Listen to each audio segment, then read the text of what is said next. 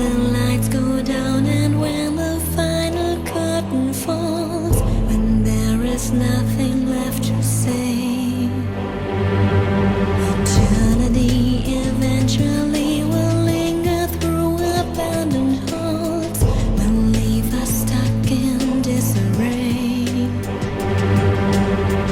The time has come for us to earn ourselves a new day. Go down on bended knees and pray.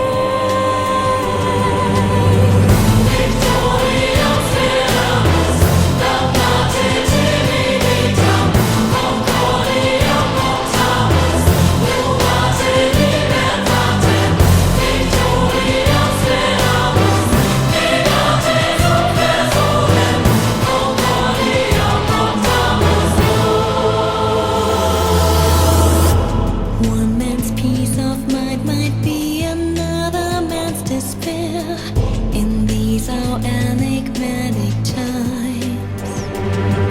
While some pray for redemption, some hope they redeem themselves through prayer.